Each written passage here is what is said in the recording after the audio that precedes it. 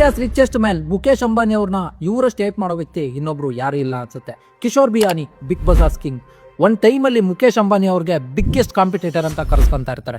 And ಈ ಟೆಚ್ಚನ್ನು next ಲೆವೆಲ್ಗೆ ಹೋಗುತ್ತೆ. ಅಂಡ್ ಫೈನಲ್ ಆಗಿ ಈ ಅಂಬಾನಿ ಬಿಯಾನಿ ಎಂಪೈರ್ನ ಕಂಪ್ಲೀಟ್ ಟೇಕ್ ಓವರ್ ಮಾಡ್ತಾರೆ. ಸ್ಟೋರಿ ಮಾತ್ರ ಕ್ರೇಜಿ ಇದೆ, ಮಿಸ್ ಮಾಡ್ಕೊಳ್ಳೇಬೇಡಿ. ಈ ಸ್ಟೋರಿ ಸ್ಟಾರ್ಟ್ ಆಗುತ್ತೆ 2020ಲಿ. ಫ್ಯೂಚರ್ ಗ್ರೂಪ್ 12,000 ಕೋಟಿ ಸಾಲಕ್ಕೆ ಸಿಕ್ಕಾಕೊಂಡಿರುತ್ತೆ. ಅವಾಗ ಅಂಬಾನಿ ಅವರು ಇದನ್ನ ತಗೊಂಡು ಸೇವ್ ಮಾಡಬೇಕು ಅಂತ ಮುಂದೆ ಬರ್ತಾರೆ. ಬಟ್ ಶಾಕಿಂಗ್ ವಿಷಯ ಏನಂದ್ರೆ ಅಮೆಜಾನ್ ಈ ಮೂವ್ನ ಬ್ಲಾಕ್ ಮಾಡುತ್ತೆ. ಯಾಕಂದ್ರೆ ಅಮೆಜಾನ್ ಮತ್ತೆ ಬಿಯಾನಿ ಅವರು ಆಲ್ರೆಡಿ ಡೀಲ್ ಮಾಡ್ಕೊಂಡಿರ್ತಾರೆ ಇನ್ 2019.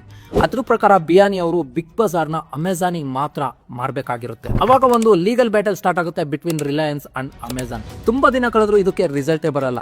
ಸೊ ಅವಾಗ ನಮ್ಮ ಮೋಟೋ ಬಾಯ್ ತಿಳ್ಕೊಂಡು ಇದು ಹಿಂಗಾಗೋ ಕೆಲಸ ಅಲ್ಲ ಅಂತ ಹೇಳಿ ಎಲ್ಲ ಅವ್ರ ಕೈಗೆ ತಗೊಂತಾರೆ ಅಂಡ್ ಒಂದು ಹೊಸ ಪ್ಲಾನ್ ಮಾಡ್ತಾರೆ. 2020ಲಿ ಬಿಗ್ ಬಜಾರ್ಗೆ ಅವ್ರ ಶಾಪ್ಸ್ ರೆಂಟ್ಸ್ನ ಕಟ್ಟೋದಕ್ಕಾಗ್ತಾ ಇರಲ್ಲ. ಅವಾಗ ರಿಲಯನ್ಸ್ ಇವ್ರಿಗೆ ಹೆಲ್ಪ್ ಮಾಡ್ತೀವಿ ಅಂತ ಮುಂದೆ ಬರುತ್ತೆ.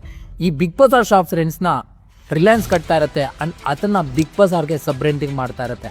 ಯಾಕೆ ಗೊತ್ತಾ, 24,000 crores ಕೊಟ್ಟಿನೂ ಬಿಗ್ ಬಜಾರ್ನ ಅವ್ರ ಕೈಲಿ ತಗೊಳ್ಳೋದಕ್ಕಾಗಿರಲ್ಲ. ಬಟ್ ಇವಾಗ ಫ್ರೀಯಾಗಿ ತಗೊಳ್ಳೋ ಸ್ಕೆಚ್ ಹಾಕಿರ್ತಾರೆ. 2022 ಅಲ್ಲಿ ರಿಲಯನ್ಸ್ ರಿಪೋರ್ಟ್ ಮಾಡ್ತಾರೆ ಈ ಬಿಗ್ ಬಜಾರ್ ಸರಿಯಾಗಿ ರೆಂಟ್ ಪೇ ಮಾಡ್ತಾ ಇಲ್ಲ ಅಂತ. ಅಂಡ್ ಅವ್ರ ರೆಂಟ್ ಅಗ್ರಿಮೆಂಟ್ ನ ಅವಾಗಲೇ ಕ್ಯಾನ್ಸಲ್ ಮಾಡ್ಕೊಂತಾರೆ. ರಿಲಯನ್ಸ್ ಸ್ಮಾರ್ಟ್ ಬಜಾರ್ ಅಂತ ರೀಬ್ರ್ಯಾಂಡಿಂಗ್ ಮಾಡ್ತಾರೆ, ಅದು over night with same setup, same staff and ಅದೇ ಲೊಕೇಶನ್ ಅಲ್ಲಿ. ಏನ್ ತಲೆಗುರು, ಈ ರಿಲಯನ್ಸ್ ಮೂವ್ನ ನೋಡಿ ಅಮೆಜಾನ್ ಮತ್ತೆ ಬಿಯಾನಿ ಅವರು ಸ್ಟನ್ ಆಗ್ಬಿಡ್ತಾರೆ. ಇಲ್ಲಿಗೆ ಬಿಗ್ ಬಜಾರ್ ಸ್ಟೋರಿ ಖತಮ್. ಸೊ ಅಂಬಾನಿ ಅವ್ರ ಈ ಮೂವ್ ಬಗ್ಗೆ ನಿಮಗೇನು ಅನ್ಸುತ್ತೆ ಕಮೆಂಟ್ ಮಾಡಿ. ಅಂಡ್ ಈ ರೀಲ್ನ ಸೇವ್ ಮಾಡಿಕೊಂಡು ನಿಮ್ಮ ಇಂಟೆಲಿಜೆಂಟ್ ಫ್ರೆಂಡ್ಗೆ ಶೇರ್ ಮಾಡಿ. ಅಂಡ್ ಇದೇ ಥರ ಕ್ರೇಜಿ ಬಿಸ್ನೆಸ್ ಮೂವ್ಸ್ ಬಗ್ಗೆ ತಿಳ್ಕೊಬೇಕು ಅಂದರೆ ಮರೀದೆ ನಮ್ಮ ಪೇಜ್ ಫಾಲೋ ಮಾಡ್ಕೊಳ್ಳಿ. ಮತ್ತೆ ಸಿಗ್ತೀನಿ.